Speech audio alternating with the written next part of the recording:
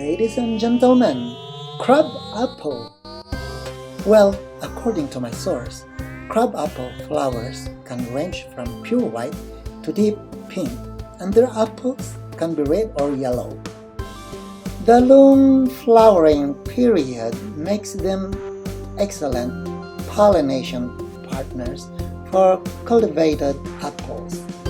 They said the fruit can be roasted and served with meat or added to ale or punches.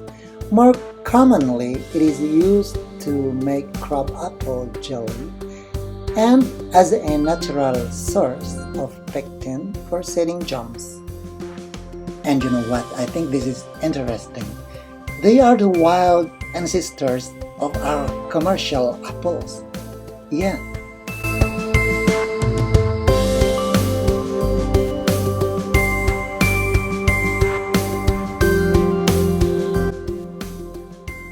Thank you so much for watching, ladies and gentlemen.